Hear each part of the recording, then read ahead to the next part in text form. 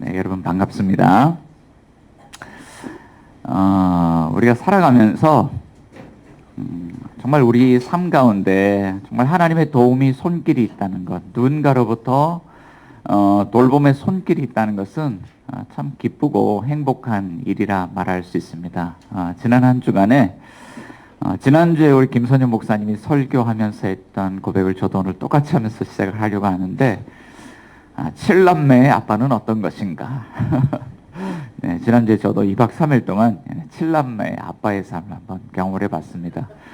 우리 목사님, 우리 김선영 목사님 부부가 그 2박 3일 수련회를 이렇게 좀 다녀오는 기간 동안에 저도 이제 우리 그 3남매를 초대해서 저희 이제 4형제와 함께 칠남매를 한 2박 3일 동안 함께 이렇게 돌보고 섬기는 아주 이런 특별한 경험을 했는데요.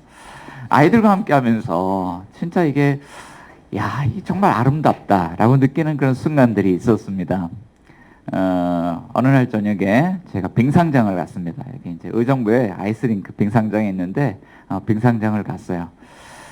처음에는 이제 아이들만 스케이트를 태워야 되겠다 생각을 했는데 아니다. 그 가운데 함께 들어가서 아이들을 격려하고 북돋아주는 사람이 하나 필요하다 그래서 제가 함께 스케이트를 신고 타기로 결정을 하고 스케이트장 안으로 들어갔어요. 근데 제가 스케이트를 못 하거든요. 문제는. 자, 그래도 뭐 아이들이 또 서로 이제 다 서툴고 이러지 않을까라고 생각을 하고 들어갔는데 웬걸 제가 나이를 거꾸로 먹고 있구나라는 걸 좀 느꼈어요. 아이스링크에 들어가 있으니까 아이들은 쌩쌩쌩쌩 잘 타는데 저는 한 걸음을 뗄 수도 없더라고요. 마치 아장아장 걸음마를 배우는 아이처럼 그렇게 스케이트를 탔습니다. 그런데 설상가상으로 저희 막내 아이 규호가 스케이트를 신고 아이스링크에 등장을 했습니다. 자, 그 아이가 어디를 향해서 다가왔을까요? 저도 막 이러고 있는데 이러고 있는 저에게 매달려서 이제 둘이 오도 가도 못하는 이런 상황을 사자성어로 설상가상이라 그렇게 이야기를 합니다. 큰일 났어요. 이제 2시간을 타야 되는데, 이 막내하고 저하고 이거 어떻게 이제 이 상황을 해결을 해야 되냐. 그런데 보니까 저희 집 셋째 벽에 매달려 있고, 저희 집 둘째 벽에 매달려 있고, 우리 목사님네 3남매하고 저희 이제 큰아들 승호만 막 트럭 열심히 돌고 있더라고요. 저도 한 2번 넘어졌습니다. 그런데 이게 타면서 아름다운 장면이 하나 연출됐어요. 아이들이 몇 바퀴를 막 돌다가 막 옆에서 막 아장아장거리고 바들바들거리고 이러고 있으니까 아이들이 다가와서 저희 그 막내 손을 이렇게 잡아주고 함께 트랙을 도는 겁니다. 근데 그 모습이 얼마나 아름답게 보였는지 몰라요. 제가 그러고 마음속으로 이렇게 고백했습니다. 진짜 하나님의 섭리가 놀랍다. 스케이트 못하는 게 문제가 아니라 하나님께서 이렇게 탈 줄 아는 이 아이들의 손을 통해서 스케이트를 전혀 못하는 아이의 손을 이렇게 붙잡아 주시는구나. 그러니까 하나님의 도움의 손길이 우리는 눈에 보이지 않는 하나님이라고 고백하지만 이것이 맹목적이지 않고 실제적으로 우리를 도우시는 하나님의 손길이구나. 이런 고백을 하게 되는 거예요. 우리가 지난 시간에 이제 이 여호수아 2장 말씀을 통해서 하나님의 섭리에 대해서 이렇게 좀 나눴는데요. 그때 말씀, 그때 은혜들을 조금씩 더듬어가면서 오늘 말씀을 들으면 좋을 것 같습니다. 자, 이 두 정탐꾼이 여리고에 정탐을 하러 갔다가 신분이 발각이 돼서 아주 큰 위기를 만납니다.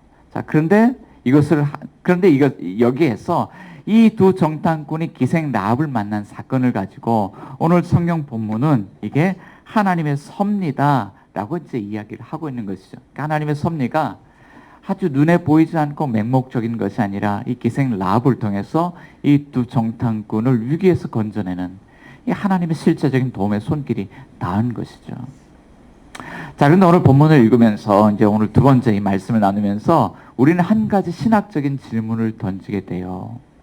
우리 인생 가운데 보이지 않는 하나님의 손길이 있다는 것은 정말 기쁜 소식이죠. 굿 뉴스입니다.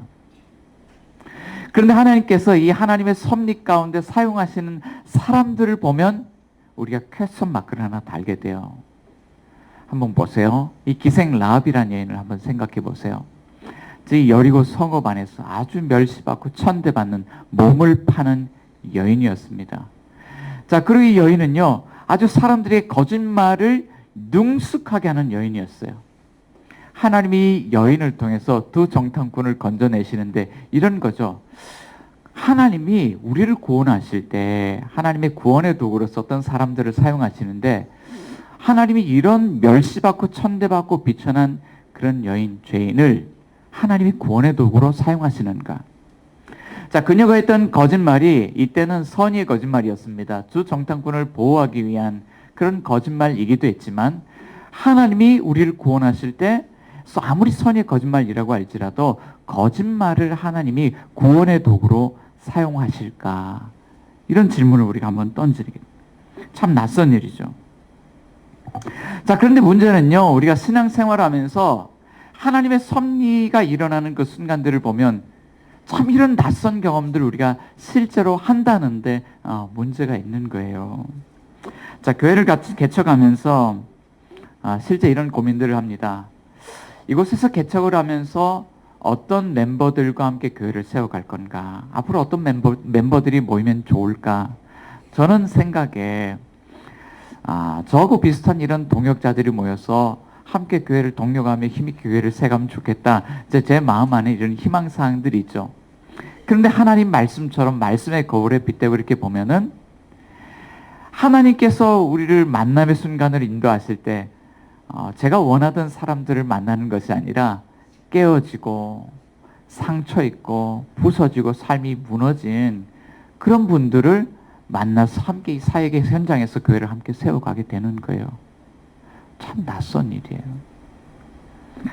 자, 하나님께서 왜 우리가 원하는 사람들이 아니라, 자, 왜 이런 정말 우리가 낯설고 정말 직면하고 싶지 않은 어떤 이런 만남의 순간으로 인도하셔서 하나님 왜 교회를 세워가시는 걸까?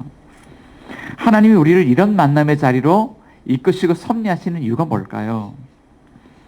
자, 첫 번째, 하나님의 섭리 이면에는 죄인 한 사람을 구원하고자 하는 하나님의 열망이 있다. 오늘 성경은 우리 그것을 말씀하고 있습니다. 하나님 우리를 섭리하시는 것 따라해 보겠습니다. 죄인 한 사람을 위하여. 죄인 한 사람을 위해서 하나님 우리를 이끌어 가시더라. 성경은 오늘 그것을 말씀하고 있죠. 자, 우리를 향하신 하나님의 섭리가 오묘하게 느껴질 때가 있습니다. 때로는 길을 막으시기도 하시고 때로는 길을 여시기도 하시고, 여러분들에게도 그런 경험이 있지 않습니까? 가려고 하는데 길이 다 막혀요. 그런데 어떤 길을 가려고 하면 순식간에 길이 싹 열리는 것을 경험할 때가 있습니다. 근데 하나님께서 왜 그렇게 우리를 인도하시냐? 오늘 본문에 비춰보면 죄인 한 사람 때문에 그를 구원하시기 위해서 하나님 그렇게 하시더라는 거예요. 오늘 본문은 두 정탐꾼이 여리고에서 기생 라합을 만난 사건을 하나님의 섭리라고 말합니다. 그 이유는 두 정탐꾼이 신분 노출로 인해서 여리고에서 붙잡혀서 큰 위기와 고초를 겪을 그런 상황에 처해 있었는데, 이 낯선 땅에서 하나님을 알고 하나님을 믿는 한 여인 기생 라합을 통해서 그들이 하나님의 구원을 경험하기 때문입니다. 이 두 정탐꾼이 그녀를 만났을 때 그녀에게는 분명한 하나님에 대한 신앙 고백이 있었어요. 우리 지난주에 나누었던 말씀 11절 말씀을 보면 이 여인은 하나님에 대해서 이런 신앙 고백을 합니다. 자, 너희 하나님 여호와는 위로는 하늘에서도 아래로는 땅에서도 하나님이시니라. 풀어보면 이런 뜻이죠. 당신들의 하나님이 온 우주 가운데 유일하신 참되신 하나님인데 내가 그 하나님을 알았고 이제 나도 그 하나님을 믿습니다. 자, 그런데 이런 신앙 고백이 참 중요합니다. 왜냐하면 우리가 어떤 신앙 고백을 하느냐에 따라서 그 신앙 고백이 우리의 삶의 순간들을 정말 이렇게 새로운 길로 이끌어가기 때문이죠. 삶이 드러나기 때문이에요. 자, 이 고백으로 인해서 라합은 이전과는 다른 삶의 길을 선택합니다. 전에는 이 도시 안에서 멸시받고 천대받는 그런 죄인 한 사람, 그런 여인이었지만 이 여인이 하나님을 알고 믿은 것 때문에 이제는 여리고 왕으로부터 이 두 정탐꾼을 보호하는 일을 하는 거예요. 12절 가운데 그 말씀 가운데 보면 이 여인의 행위를 선대라는 단어로 표현하고 있습니다. 이 선대라는 단어는요, 구약 성경에서 참 많이 등장하는데 은혜, 자비, 긍휼, 인애, 사랑이라는 뜻으로 매우 다양하고 빈번하게 사용되는 그런 단어입니다. 자, 그리고 이 단어의 본래적인 의미는 언약 안에서의 신실한 사랑이란 뜻을 담고 있습니다. 자, 그런데 기생 라합이 두 정탐꾼에게 12절을 통해서 하는 말은 이거예요. 자, 그러므로 이제 청하노니 내가 너희를 선대하였다. 기생 라합이 두 정탐꾼에게 내가 너희를 선대하였다. 이 선대라는 단어의 의미를 한번 생각을 해보면 기생 라합이 과연 선대를 할 수 있는 사람인가? 자, 선대라는 것은 언약 안에 있는 신실한 사랑인데 이 사랑을 좀 구체적으로 우리가 생각해 본다면 결혼 관계 안에서 생각을 해볼 수 있어요. 부부간의 사랑입니다. 얼마 전에 우리 집사님, 우리 아들이 코로나 때문에 결혼식을 올리고 있지 못하다가 얼마 전에 결혼식을 올렸어요. 근데 우리가 결혼식을 할 때 하나님 앞에서 이런 약속을 합니다. 이 검은 머리 팥불이 될 때까지 당신을 사랑하겠습니다. 사랑하겠습니다. 그러니까 신랑은 신부에게, 신부는 신랑에게 서로 이제 이런 고백을 하죠. 자, 우리 부부가 평생을 살아가면서 많은 문제의 순간을 겪지만 이 부부가 위기를 극복하는 이유는요.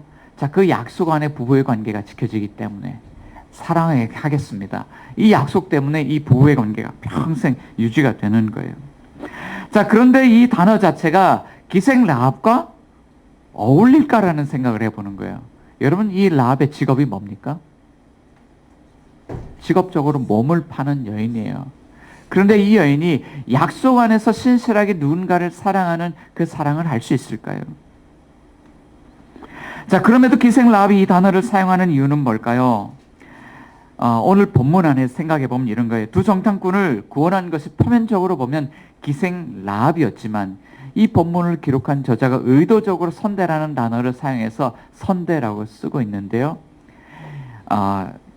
이 두 정탐꾼을 구원한 것이 누구냐면 기생 라합이 아니라 이스라엘의 하나님께서 언약 안에 있는 신실한 사랑으로 기생 라합을 통해서 두 정탐꾼을 구원해내셨다. 그런 의미예요. 그러니까 이 선대라는 단어를 사용할 때 기생 라합은 하나님의 구원의 도구로만 사용되었다. 이런 의미가 되는 것이죠. 자, 그런데 궁금한 것은 기생 라합이 정말 선대라는 이 단어의 의미를 알고 내가 당신들에게 선대를 베풀었다라고 이야기를 하고 있을까? 자, 오늘 본문을 보면 그녀에게는 한 가지 목적이 있었습니다. 12절 우리 같이 한번 읽어봅니다. 12절 시작. 그러므로 이제 청하노니 내가 너희를 선대하였은즉 너희도 내 아버지의 집을 선대하도록 여호와로 내게 맹세하고 내게 증표를 내라. 거예요. 자, 이 여인에게 목적이 있었죠. 내가 당신들 선대하였으니까 당신들도 나에게 선대해 주세요. 자, 그런데 그 구체적인 내용을 보면 13절에 이렇게 이야기를 해요. 나의 부모와 나의 남녀 형제와 그들에게 속한 모든 사람을 살려주어 우리 목숨을 죽음에서 건져내라. 쉽게 말하면 하나님, 제가 두 정탐꾼을 이렇게 살렸습니다. 그러니까 하나님도 이 땅을 심판하실 때 우리 가족을 살려주세요 라는 요청이에요. 토라 말씀의 집 대표인 김경렬 목사님은 이 본문을 주의하면서 라합의 개종을 종교적 망명이라고 설명했습니다. 가나안 땅의 우상을 버리고 이스라엘 백성들이 섬기는 그 하나님을 믿기로 한 것을 종교적 망명이라고 표현한 겁니다. 자, 그런데 이 종교적 망명이 얼마나 위험한지, 이 종교적 망명은 정치적 망명으로 이어질 수밖에 없다라고 이야기를 한 거예요. 어떤 이야기는 이런 겁니다. 오늘날에도 이런 일이 일어나고 있어요.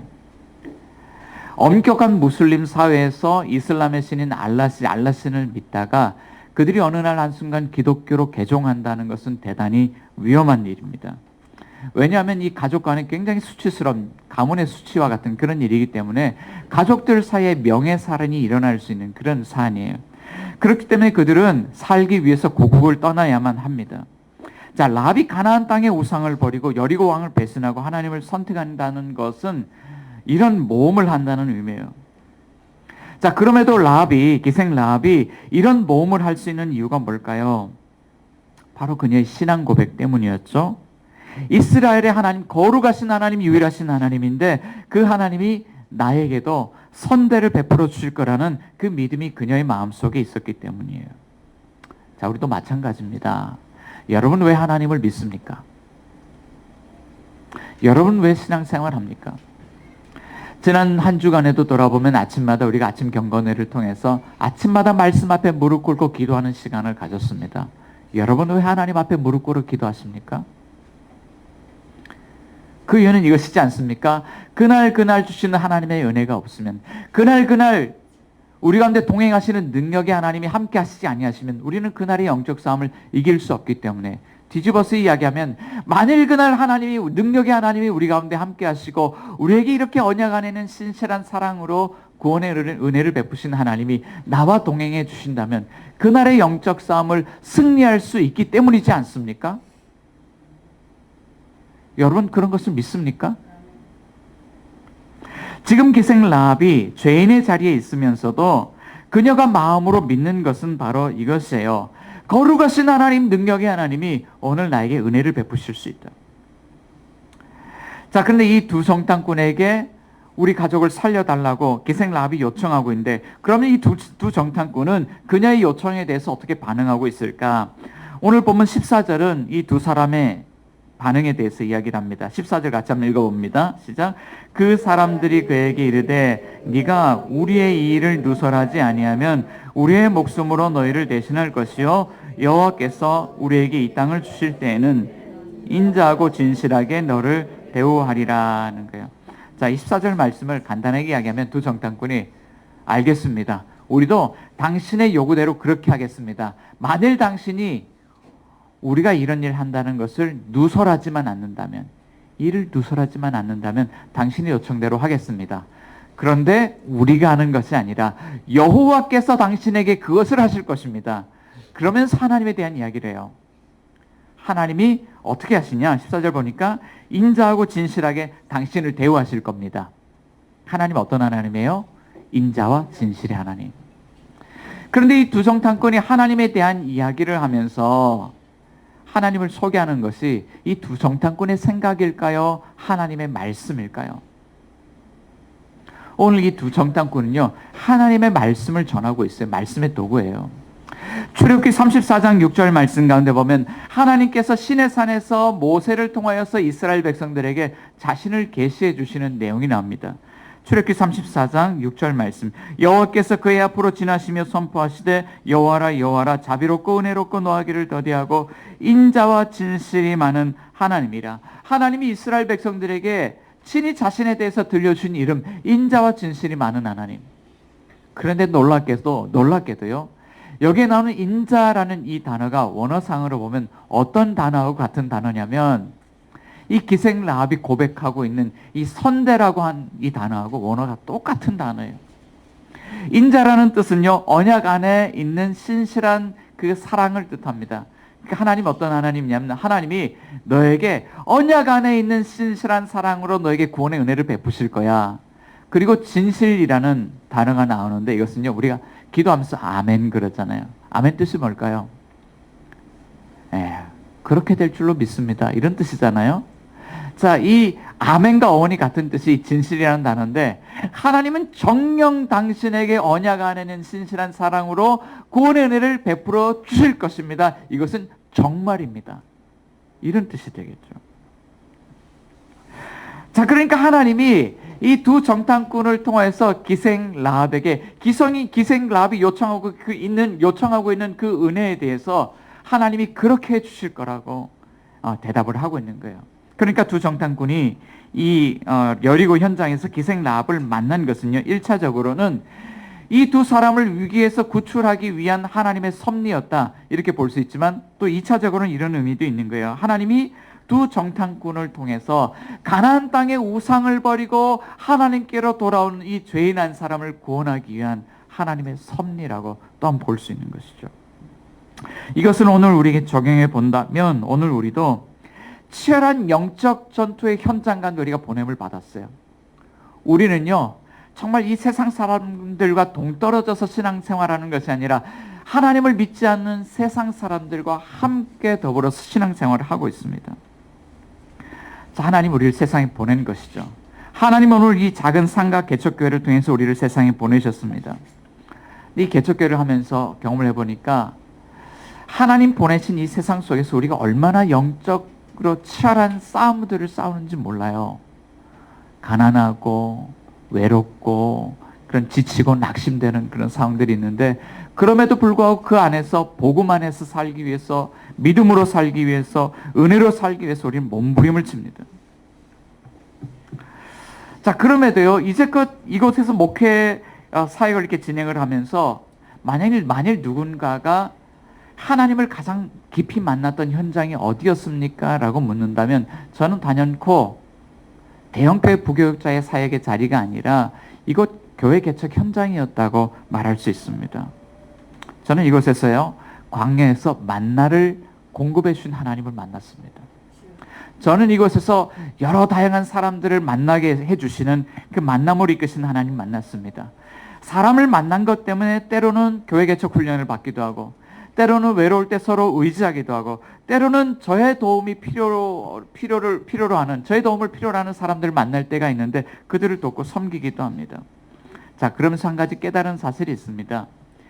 제가 가장 연약한 순간에도 나와 함께 하신 하나님이요, 항상 동일하시더라. 나와 함께 하신 하나님이 능력에 변함이 없습니다. 나와 함께 하신 하나님이 나를 사랑하시는데 그 사랑이 변함이 없습니다. 하나님은 결코 우리를 포기하지 않으시더라는 거예요. 여러분, 하나님이 여러분 포기하시던가요? 하나님은요, 오늘 본문을 통해서 죄인 한 사람을 구원하기까지, 우리 한 사람을 구원하시기까지 절대로 포기하지 않으시는 하나님이라고 성경은 말씀하고 있는 거예요. 자, 그렇다면 하나님 왜 우리를 이렇게 쫙 붙들고 포기하지 않으실까? 하나님 왜 나를 포기하지 않으실까? 오늘 본문은 이렇게 이야기를 하죠. 세상을 심판하고 소멸하는 것이 하나님의 목적이 아니라 세상을 구원하고 하나님 나라를 회복하는 것이 진정한 하나님의 섭리의 목적이기 때문이다라는 거예요. 하나님은, 따라해 보겠습니다. 하나님은 포기하지 않으십니다. 우리를 구원하고 하나님 나라를 회복하기를 원하시기 때문입니다. 여러분, 그런 줄 믿으십니까? 하나님이 첫사람 아담의 범죄를 목격하셨을 때 그들을 심판하실 수도 있었잖아요. 그런데 그렇게 하지 않고 가죽옷을 지어 입히시고 에덴 동산에서 내보내셨어요. 왜 그러셨을까요? 세상에 죄악이 가득할 때 하나님 후회하셨습니다. 그래서 홍수로 세상을 심판하셨습니다. 그럼에도 불구하고 하나님은 노아의 가정을 살리시고 동물들, 짐승들을 다 살리셨어요. 하나님 왜 그렇게 하셨을까요? 자, 오늘 본문을 보면 두 정탐꾼이 간신히 위기는 모면했지만 성문은 굳게 닫혔고 왕의 수색대가 그 성 주위를 샅샅이 수색하고 있었습니다. 그리고 이때 기생 라합의 집에서는 두 정탐꾼의 탈출 작전이 시작되었죠.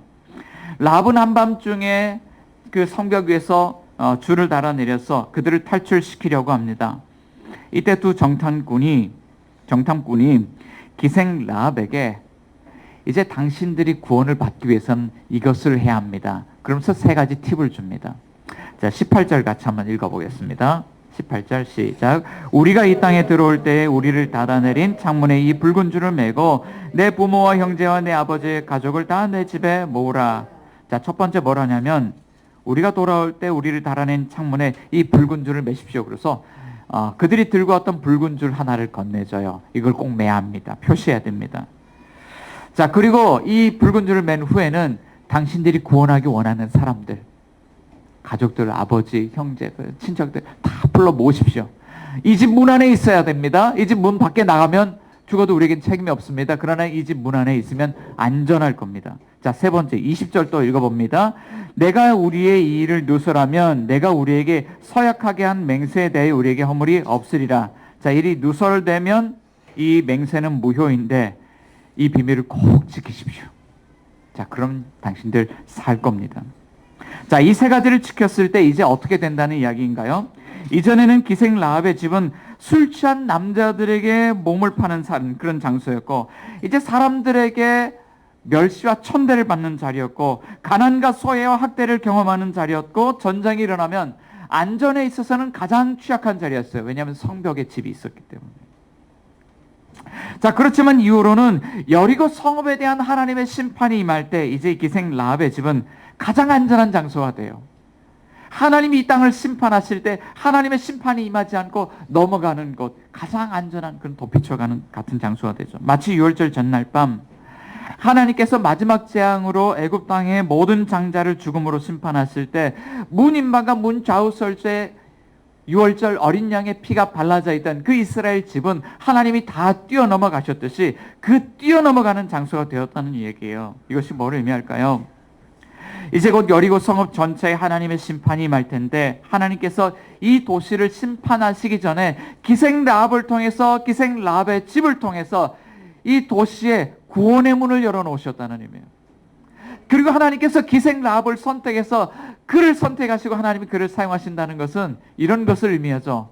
이 도시 안에 어떤 비천한 죄인이라고, 어떤 멸시천대받는 죄인이라고 할지라도 만일 그들의 마음을 돌이켜서 하나님께로 돌아와서 이 문 안으로 들어가기만 한다 그러면 하나님은 누구라도 이 성읍에 있는 사람들을 살리고 구원하실 것이다. 이런 의미가 되는 거예요.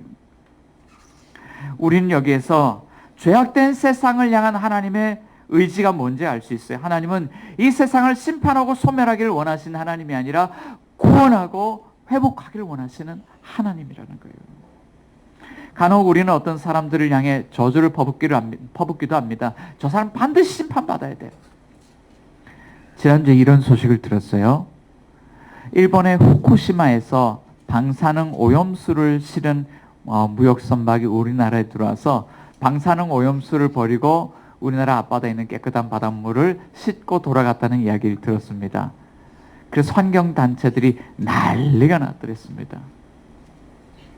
여러분, 이런 소식 들으면 어떠세요? 근데 이런 소식을 들을 때마다 제 마음을 보글보글 올라오는 거예요. 하나님 왜 저런 걸 보고도 왜 가만 놔두십니까? 자, 그런데 미국의 저명한 신학자 미로슬라브 볼프는요, 배품과 용서라는 책을 통해서 그가 보았던 아주 낯선 하나님에 대한 고백을 해요. 자, 그는 유고슬라비아 출신의 신학자인데요. 유고슬라비아에서 그는 전쟁을 경험했더랬습니다. 그때 20만 명이 학살당하고 300만 명 이상이 이 나라에서 추방을 당했습니다. 그때 그는 마음으로 이렇게 생각했습니다. 하나님이 전쟁을 일으킨 악한 사람들, 하나님이 반드시 심판할 겁니다 라고 이야기를 했는데, 아무리 시간이 지나도 하나님께서 그들을 내버려 두실 뿐만 아니라 침묵하고 계시는 거예요. 왜 침묵하실까요? 자, 그는 루안다 내전을 바라보면서도 그런 생각을 했습니다. 루안다 내전은요, 100일 동안 80만 명이라는 많은 사람이 학살당했던 대학살 사건이에요. 아주 끔찍했습니다. 그런데 이때도 악인들에 대해서 하나님이 진노하시고 그들을 악인들을 심판하실 거라고 생각했는데 하나님 침묵하시더라는 거예요. 이해되지 않는 이 상황을 어떻게 해석해야 합니까? 고민 끝에 그는 이렇게 정리했어요. 하나님은 무자비한 재판관이 아니시구나. 만일 하나님 무자비한 재판관이라면 작은 죄를 짓는 순간에도 하나님 우리를 심판하셔야 됩니다. 그 사람들 심판받으라고 저주하고 있는데 나도 동일하게 하나님의 심판을 받아야 돼요.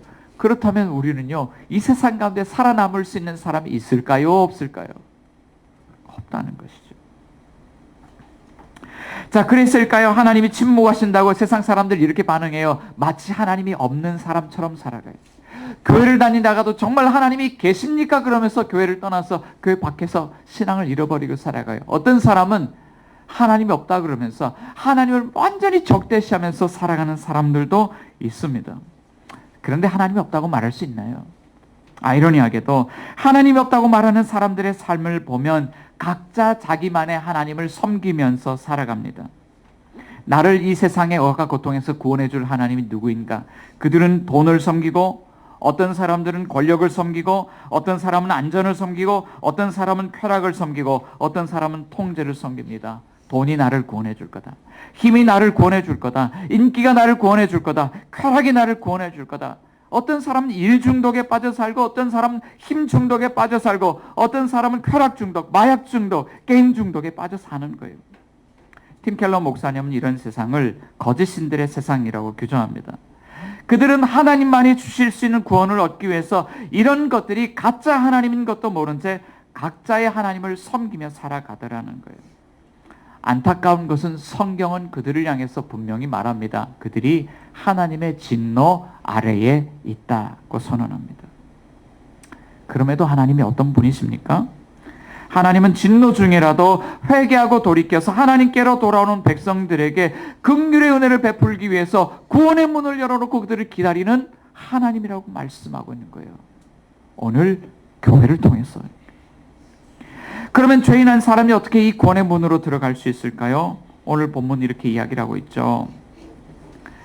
라합의 자손으로 라합의 자리에 오시는 예수 그리스도의 십자가의 은혜를 힘입어 그 문에 들어갈 수 있다. 오늘 성경 그렇게 말씀하고 있어요. 자, 이 라합을 만났다는 것은요, 이런 이야기예요. 라합의 자손으로 오실 예수님을 만났다는 이야기죠. 두 정탐꾼이 하나님의 구원의 은혜를 얻기 위해서 기생 라합에게 강조하는 것은 붉은 줄을 매라, 그리고 사람들을 너의 집에 모아라, 이 일을 누설하지 말라는 것이었습니다. 질문이 하나 있는데요. 자, 그러면 아무리 악한 죄인이라고 할지라도 그 집 문 안에 들어가기만 하면 구원을 받을까요? 그러면 하나님은 죄를 처벌하지 않고도 무조건 우리의 죄를 용서해 주시는 하나님인가요? 질문할 수 있어요. 지난주에 저희 막내가요, 라이터를 하나 들고 나타났어요. 집에 있는데, 아빠, 나 이거 켤 수 있다. 완전 깜짝 놀랐습니다. 우리가 주일날 이제 생일 파티 한다고 케이크에 초를 붙이잖아요. 보고 배운 거예요. 아빠, 나 이거 할 수 있다? 바로 켜요. 가슴 철렁 내려앉았어요. 이놈 새끼, 이 집 날려먹을 놈이구나. 이놈을 어떻게 해야 될까? 다시는 라이터 들지도 못하도록 불호령을 내려서 혼권형을 내줄까? 저희 아내가 그러지 말라고 가로막았어요. 그 장소를 넘어갔습니다.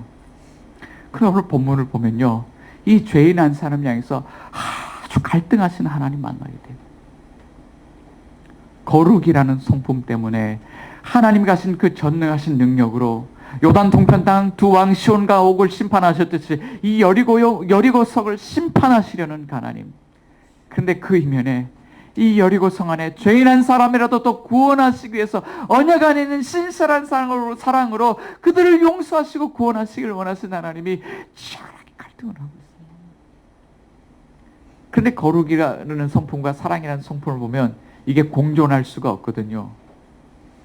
교를 쥐어 박아야 되는데 이 아이를 사랑하려면 용서를 해줘야 되고, 처벌과 용서 동시에 어떻게 합니까? 하나만 해야 되죠.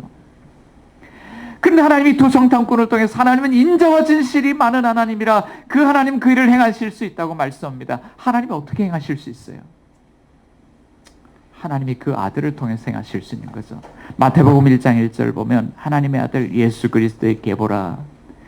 그런데 하나님의 아들, 거룩하신 하나님의 아들, 그 하나님의 아들이 누구를 통해서 태어나냐면 마태복음 1장 5절 5명의 여인이 나오는데 하나같이 다 문제 많은 여인들. 근데 그 중에 한 사람이 라합을 통해서 보아스가 태어났는데, 그를 통해서 다윗이 태어났고 그를 통해서 그리스도가 나셨다라고 말씀하고 있죠.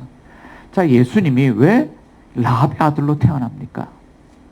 왜 비천하고 멸시천대받고 가난하고 소외받고 학대받던 이 죄인한 사람의 아들로 태어나야 되는 이유가 뭡니까? 거룩하신 하나님의 아들이신데, 로마서 5장 8절에서는 이렇게 말씀합니다. 우리가 아직 죄인 되었을 때에 그리스도께서 우리를 위하여 죽으심으로 하나님께서 우리에 대한 자기 사랑을 확증하셨느니라. 하나님이 우리를 사랑하시기 때문에, 하나님이 우리를 용서하시고 구원하시기를 원하시기 때문에, 그러므로 우리가 죄인 되었을 때 하나님의 거룩하신 하나님의 아들이 죄인된 이 여종의 몸을 통해 태어나셔서 우리의 죄를 대신해서 십자가의 대속물이 되셨다는 거예요. 하나님이 모든 진노를 그 아들 예수 그리스도에게 십자가에서 다 쏟아부으셨다. 그래서 오늘 우리는 하나님의 진노를 받지 않고 용서받을 뿐 아니라 그리스도와 함께 하나님의 자녀로 용서받고 용납되어졌다. 하나님의 사랑이 그리스도의 십자가를 통해서 드러났다라고 말씀하고 있는 거예요. 우리가 어떻게 그 문에 들어갈 수 있습니까? 생명의 문 되시는 하나님의 아들 예수 그리스도를 통해서 들어갈 수 있는 것이죠.